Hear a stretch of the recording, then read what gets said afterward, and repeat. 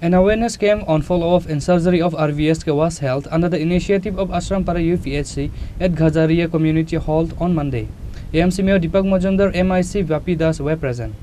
On Monday, Ashrampara UPHC organized an awareness camp on follow-up and surgery of RBSK on Monday at Ghazaria Community Hall. AMC Mayor Deepak Majumdar and MIC Vapi Das of Ward number 38 inaugurated the camp by lighting the lamp. On this day, this awareness camp was organized mainly with the common people of the area, ASHA workers and Anganwadi workers. Speaking at the camp, the mayor of the corporation Deepak Majumdar said that the government of India has launched the RBSK scheme mainly to keep children from 0 to 18 years healthy. It is very important to keep children healthy for the future. The mayor of the corporation urged the people of the area to contact the doctors and take advantage of this project.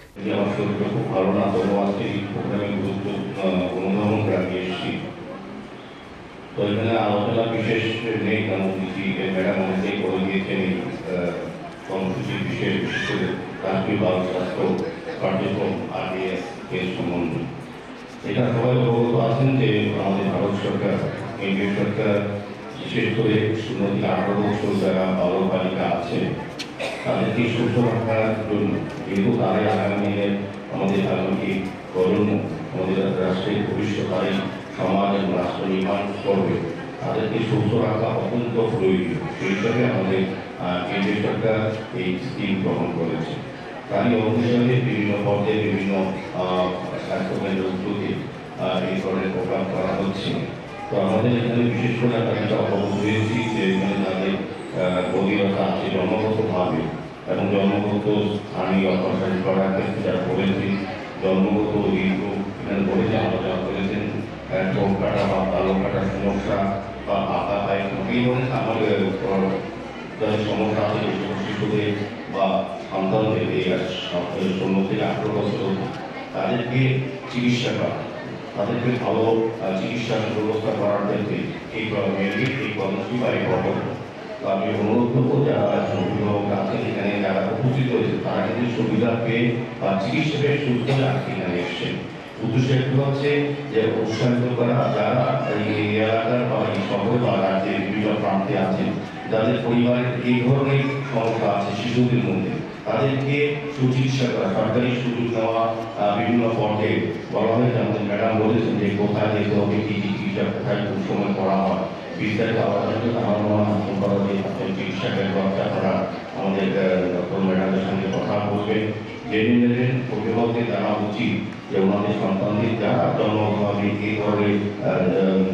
রোগে আক্রান্ত আছে তাদেরকে সুস্থ করা সুস্থ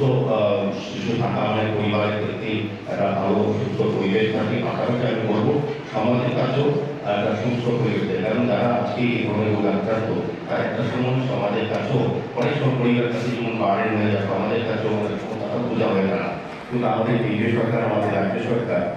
অনেকটাই কিন্তু মানুষের চিন্তা ভাবনা করে এই ধরনের পরিকল্পনা নিয়েছেন আমাদের ম্যাডাম বলেছেন যে আমাদের স্বাস্থ্য পরিষেবা এই রাজ্যে আমি বিশেষ করে বলবো 2018 পরে আমাদের সরকার আসার পর দিল্লির নেতৃত্বে আমাদের বিভিন্ন দিক থেকে স্বাস্থ্য পরিষেবার ক্ষেত্রে বিশেষ গুরুত্ব দেওয়া হচ্ছে এখন কিন্তু দেখবেন বড় বড় অপারেশন আগরতলায় হচ্ছে ত্রিপুরাতে হচ্ছে বাইরে যেতে হচ্ছে না ভালো চিকিৎসা আছে এটা আমি বলবো এই ক্ষেত্রে বলা উচিত যে আগেও যারা অপারেশন করছে ডাক্তারবাবুরা তারা আগরতলায় ছিলেন রাজ্যে ছিলেন কিন্তু সেই পরিবেশ বা পরিকাঠামো ছিল না বা মহল তৈরি করে যাদের চিকিৎসা করার মতো পরিবেশ ছিল না কিন্তু আমাদের এই রাজ্যে কিন্তু এখন বড় বড় অপারেশন এখন বাইরে গিয়ে কিন্তু একটা দিন অনেক কমে গেছে এটা এই তাদের চিকিৎসকদের আমি বলবো তাদের পরিষেবার জন্য আমাদের যারা রোগীরা আমরা বাইরে যেতে হচ্ছে এখানে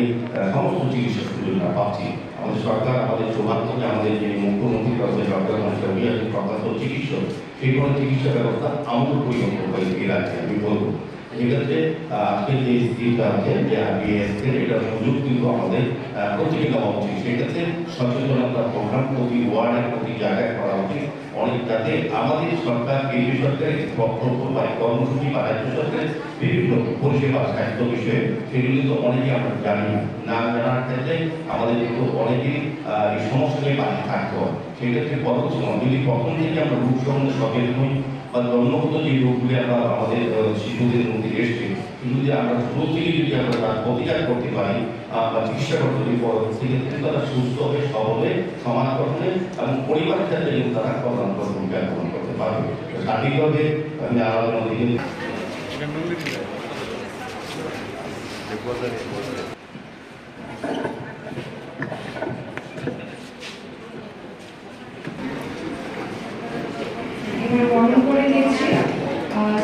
Reported by Pranav from Agartala, Chini, Khorang.